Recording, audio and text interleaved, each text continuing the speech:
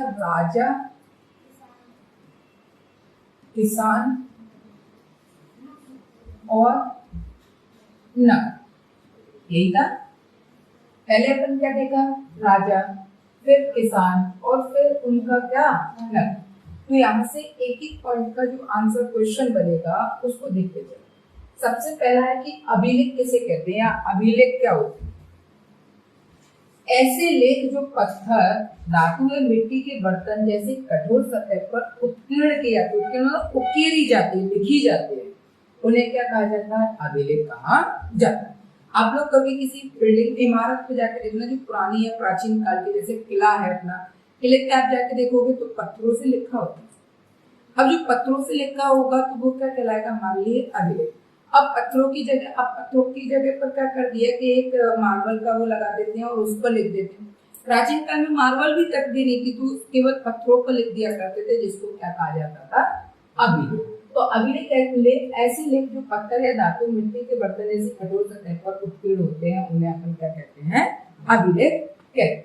इसके बाद दूसरा क्वेश्चन है, पुरालेख शास्त्र किसे कहा जाता है।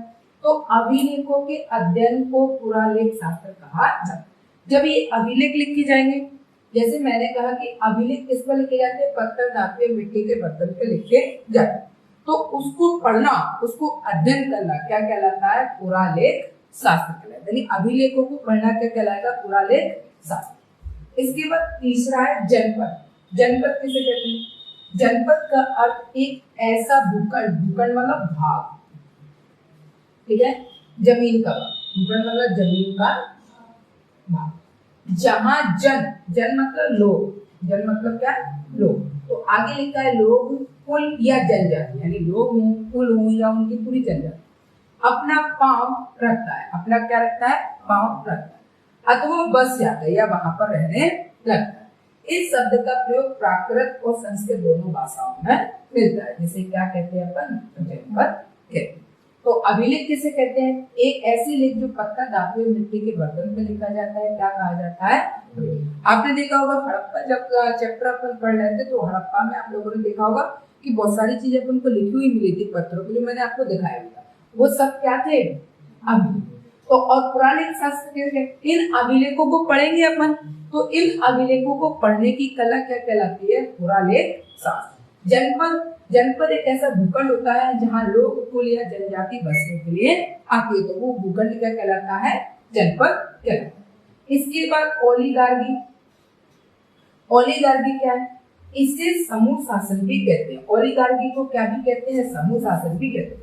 ओटी में पूछा जाएगा समूह शासन किसे कहते हैं, तो ऑप्शन जैसे मान लीजिए कि अभिलेख आ गया, पुरालेख शास्त्र हो गया, जनपद हो गया और ओलिगार्की हो गया, तो यहाँ पर शासन किसे कहते हैं, समूह शासन किसे कहते हैं। अब समूह शासन क्या होता है, समूह शासन का मतलब मिलजुल कर शासन करना।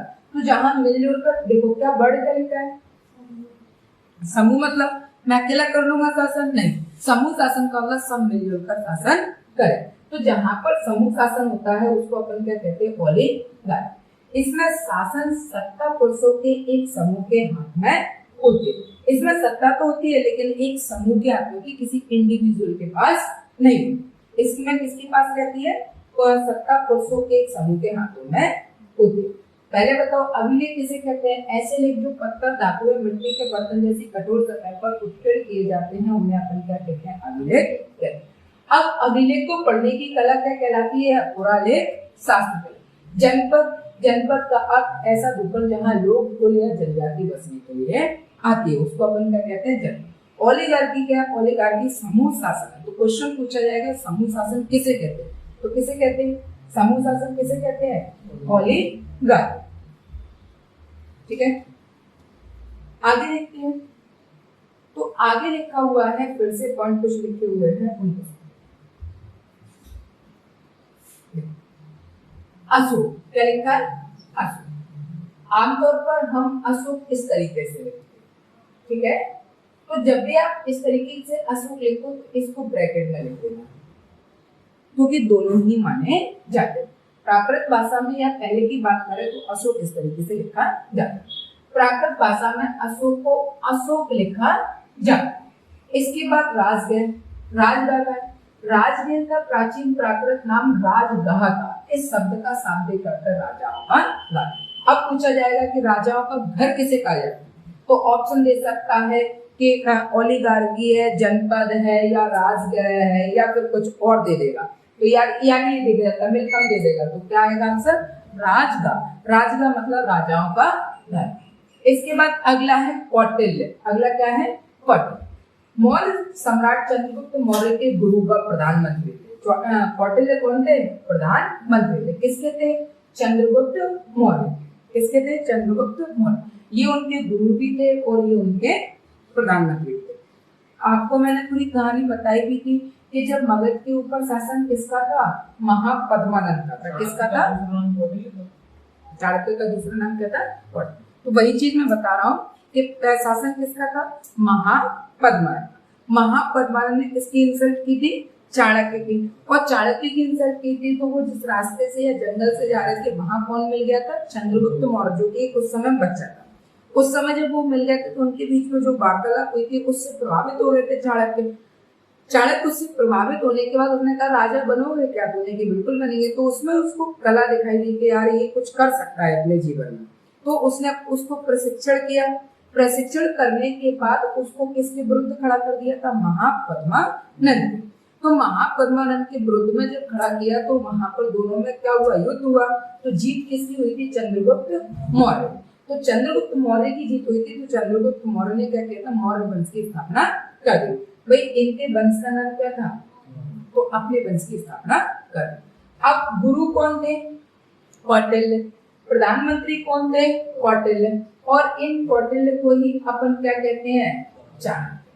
कौटिल्य को ही अपन क्या कहते हैं? चाणक्य। ठीक है। और ये पूछा जाता है कि चाणक्य कौन थे? तो प्रधानमंत्री थे। क्या थे? प्रधानमंत्री। और इनके गुरु भी थे। इन्हें चाणक्य तथा विष्णुगुप्त के नाम से भी जाना जाता है।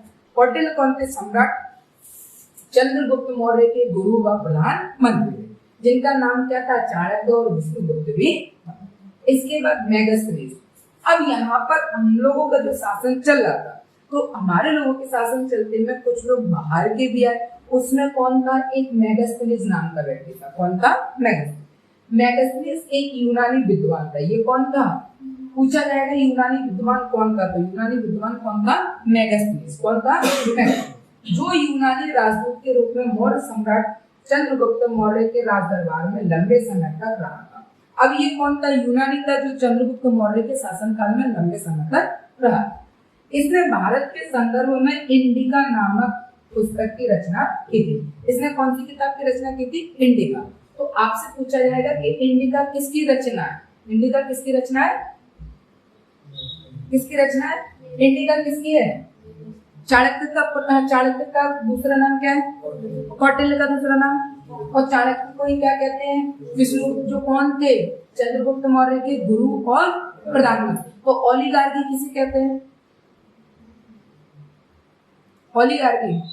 समूह शासन को क्या कहते हैं? ओलिगार्की कहते हैं। समूह शासन किसको कहते हैं? ओलिगार्की। अशोक को प्राकृत भाषा में ये अशोक लिखा जाता है। यहाँ देखो सात फर्क है। ठीक है। इसके बाद राजगृह क्या होता था? राजगृह का मतलब राजाओं का घर। ठीक है। कौटिल्य को क्या कहा जाता था? चाणक्य। और क्या कहा जाता था? विष्णुगुप्त। और ये क्या थे? चंद्रगुप्त मौर्य के गुरु व प्रधानमंत्री। मेगास्थनीज कौन था? एक यूनानी विद्वान था जिसने किसकी रचना की थी? इंडिका। तो मेगास्थनीज ने किसकी रचना की थी? इंडिका। इंडिका की रचना किसने की थी? किसने की थी? मेगास्थनीज ने किसकी रचना की थी? और इंडिका की रचना किसने की थी? इतनी सी चीजें नहीं आ रही आप लोगों को? यहाँ से लेकर ये सब कुछ मैं बता रहा हूँ, फिर भी तुम लोगों के मुंह नहीं खुल रहा है। मेगास्थनीज ने किसकी रचना की थी? और इंडिका की रचना किसने की थी? इस पे तुम लोगों का मुंह नहीं खुल रहा है। रिजल्ट चाहिए इस बार मेरे को डबल। पढ़ाई लिखना जो भी हो वो चालू कर देना अपने हिसाब से। और मैं ये भी देखता हूँ कि जब तुम पॉलिटी पढ़ते हो तब भी तुम याद करके बिल्कुल भी नहीं ला रहे हो।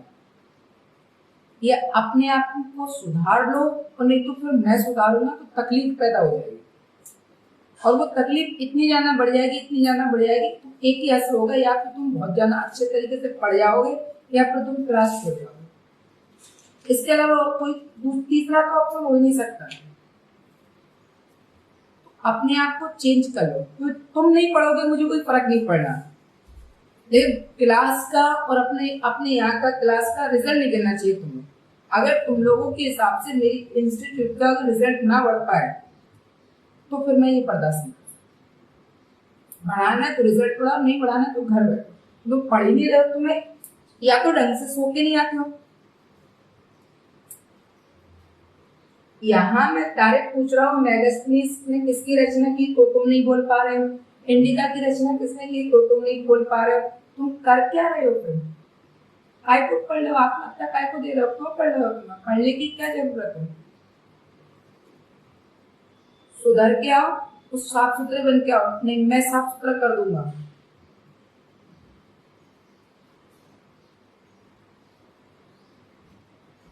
अशोक को प्राकृत भाषा में अशोक किस तरीके से लिखा जाता था?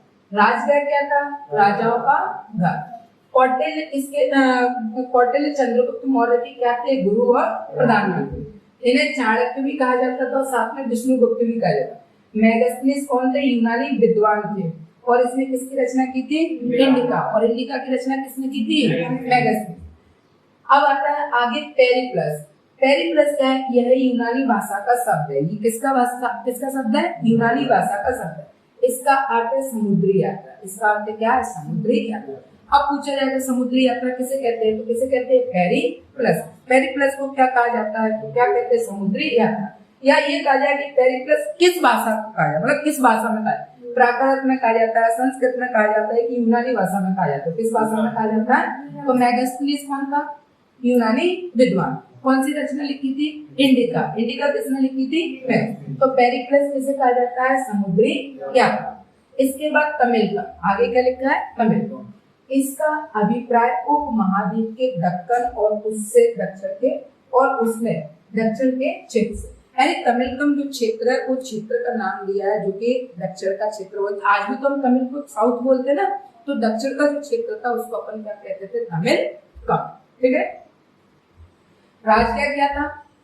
राजाओं का घर। राजगृह क्या था? राजाओं का घर। ठीक है। कौटिल्य कौन था? चंद्रगुप्त मौर्य के गुरु और प्रधानमंत्री। चाणक्य भी कहा जाता था और विष्णुगुप्त भी कहा जाता था। मेगास्थनीज कौन था? एक यूनानी विद्वान। इन्होंने किसकी रचना की थी? इंडिका। पेरिप्लस क्या था? पेरिप्लस समुद्री यात्रा, जो कैसा शब्द था? और तमिलकम क्या था? उपमहाद्वीप के दक्कन और उससे दक्षिण के क्षेत्र से जुड़ा जाता। इसके बाद आगे देखें, अगर अपन आगे बढ़े तो आगे लिखा हुआ है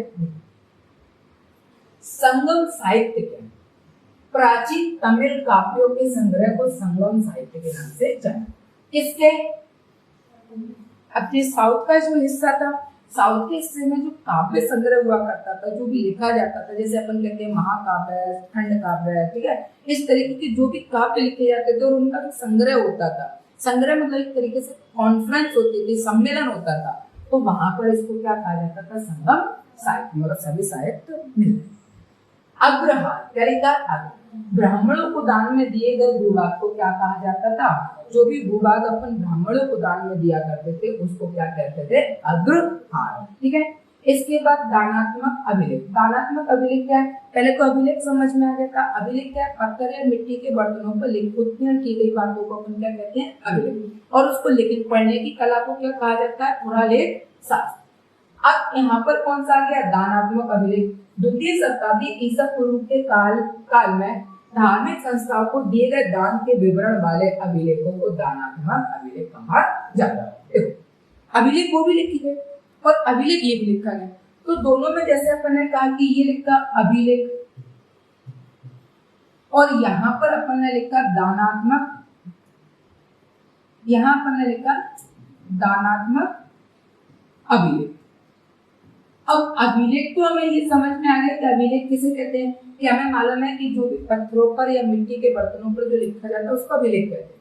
तो ये क्या गया? फिर इसमें दानात्मक अभिलेख क्या आ गया कि धार्मिक संस्थाओं को जो हम क्या देते हैं? दान। धार्मिक संस्थाओं को हम क्या देते हैं? दान। तो धार्मिक संस्थाओं को दान देने वाले अब दान देंगे तो दान भी तो लिखा जाता है ना। तभी तो तुम किसी मंदिर पे जाके देखना वहां एक मार्बल का पत्थर लगा होगा, तो मार्बल का पत्थर लगा होगा वो उसने उसमें कोई निर्माण करवाया होगा, मान के चलो उसने कोई निर्माण करवाया या किसी दीवार का निर्माण करवाया या किसी मूर्ति को लगवाया या उसने दान कर दिया, तो लिखा होता है कि फलाने व्यक्ति इस समय आया तो इतना दान देकर गया था। तो उसको अपन क्या कहते हैं, दानात्मक अभिलेख। यानी दान देने वाले अभिलेख को क्या कहा जाता है, दानात्मक अभिलेख। यानी दानात्मक का मतलब क्या है, दान देना। तो जहां पर दान दिया जाता है उसको अपन क्या कहते हैं, दानात्मक अभिलेख। इसके बाद संगम साहित्य, तो पहले तो यही आ गया था संगम साहित्य। प्राचीन तमिल काव्यों के संग्रह को क्या कहा जाता है, संगम साहित्य कहा जाता है। फिर इसके बाद क्या आ गया, अग्रहार, ब्राह्मणों को दान में दिए जाने वाली भूमि को क्या कहा जाता है, अग्रहार कहा जाता है। और दानात्मक रिपीट फिर उसे हो गया। तो द्वितीय शताब्दी ईसा काल में धार्मिक संस्थाओं को दिए गए क्या, दान के विवरण। अब दान दिया जाएगा तो लिखा भी जाता है, वो जो दान देने के बाद लिखा जाता है उन अभिलेखों को क्या कहा जाता है, दानात्मक अभिलेख कहा जाता है। इसके बाद अगला देखो, इसके बाद आता है सारांश। अब ये सारांश की अगर अपन बात करें तो ये क्या है, देखो यहाँ से अपने चैप्टर वो जो बातें थी 2 नंबर में भी पूछा जा सकता है या ओटीओ में भी पूछा सकता है, ओवरऑल क्लियर था। यहाँ से अपना चैप्टर बिल्कुल स्टार्ट होता है कि किस किस की हमें बातें करना है। हड़प्पा सभ्यता के पश्चात यानी हड़प्पा सभ्यता के बाद लगभग 1500 वर्षों का दीर्घकाल अनेक मायनों में महत्वपूर्ण था। ठीक है, इस दीर्घ काल के दौरान भारतीय उपमहाद्वीप के विभिन्न भागों में कई प्रकार के विकास हुए। मतलब हड़प्पा सभ्यता जो थी वो तो विलुप्त हो गई थी, उसके 1500 वर्षों की दीर्घकाल का जो लंबा अंतराल चला था उसमें कई चीजों की रचना हुई थी। वो क्या क्या थी, सबसे पहले क्या थी, ऋग्वेद की रचना। सबसे पहले क्या बताई गई है, कृषक। कृषक का मतलब होता है किसान। कृषक का मतलब क्या होता है, किसान। कृषक यानी किसान बस्तियों का उदय हुआ, किसान भी रहने लगे, उनका भी उदय हुआ। चारवाह बस्तियों का उदय हुआ। चारवाह मतलब लोग बाग जो रहते थे ना, जिसे अपन कहते हैं जानवर वाले जो लोग होते हैं वो क्या कहलाते हैं, चार। लोह युग का आरंभ हुआ, प्रारंभिक राज्य बने, 16 महाजनपदों का उदय हुआ और रजवाड़े यानी रजवाड़ों क्या, राजा। रजवाड़े या फिर अपन कहते हैं राजाओं या साम्राज्यों का उदय हुआ। तो ये सारी चीजें हमें किसके बाद देखने को मिली, हड़प्पा के बाद। हड़प्पा के बाद ये सब उदय हुआ। उदय तो जब एक सभ्यता, अगर हम कहें कि जब मान के चलो कोई एक सभ्यता है, हमने कहा कि जैसे एक सभ्यता है और एक सभ्यता हमने क्या लिख दिया, हड़प्पा। ये हड़प्पा लिख दिया। अब ये हड़प्पा जो सभ्यता थी विलुप्त हुई, तो ऐसा तो नहीं कि आदमी लोग बाग आएंगे नहीं, भाई एक दुनिया नष्ट होती है तो दूसरी दुनिया बनती है। तो यहाँ हड़प्पा जैसे नष्ट हुई तो हड़प्पा के बाद दूसरी चीजें दिखने लगी। और वो दूसरी चीजों में क्या था, ऋग्वेद की रचना थी, किसानों की बस्तियों का उदय हुआ, चरवाह बस्तियों का उदय हुआ, लोह युग का आरंभ हुआ, प्रारंभिक राज्य हुए, 16 महाजनपद बने और राजाओं और साम्राज्यों का उदय। अच्छा, अगर यहाँ कहते हैं अपन राजा और साम्राज्य का उदय हुआ तो इसका मतलब हड़प्पा में नहीं हुआ, पता होता था लेकिन वहां एक ही होता था। और अगर उसके बाद की अगर अपन बात करें तो यहाँ फिर हरेक होते, फिर यहाँ एक की बात नहीं हुई, जिसको जो मिला, जो जितने क्षेत्र का हो सकता है, कोई उससे बड़ा राजा हो तो कोई उससे छोटा राजा हो। जैसे अपन इसमें बात करेंगे, जैसे अपन किसमें बात करेंगे, 16 महाजनपद। अब 16 महाजनपद का मतलब अगर मैं इसमें से कहूँ कि ये 15 अलग करती हूँ तो 15 जनपद के क्या होंगे, राजा। 15 जनपद के क्या होंगे, राजा। अब इन 15 के ऊपर एक बैठा होगा जिसे अपन क्या कहते हैं, तो कहने का मतलब ये कि ये अगर महाराज है तो ये कम से कम 15 राजाओं को अंडर में तो रखे हुए ना। अगर यही चीज अपन हड़प्पा में देखे तो ऐसा कहीं जिक्र नहीं मिलता, एक का एक ही रहेगा और एक ही आगे बनाए। यहाँ कोई बात नहीं, आप महाराज हो, हमें इससे मतलब नहीं, लेकिन हमारे राज्य के राजा तो हम रहेंगे, हमारे राज्य के राजा हम रहेंगे, आप हमारे ऊपर कौन हो, महाराज। तो यहाँ 16 महाजनपदों में हमने क्या देखा, 16 राजाओं को देखा और उनके अलग अलग जनपद को देखा, उनके राज्यों को देखा। तो हड़प्पा सभ्यता के बाद ये सारी चीजें हमें देखने को मिली। यहाँ से अपना क्वेश्चन पूरा का मेरा एमसीक्यू चैप्टर है वो पूरा का पूरा स्टार्ट हो जाए। एक एक क्वेश्चन किस तरीके से आना है किस तरीके से नहीं आना है ये मैंने तुम्हें बता। ओटी में पूछा जा सकता कोई भी चीज ओटी में पूछी जाएगी और अगर आपको याद है तो वो सब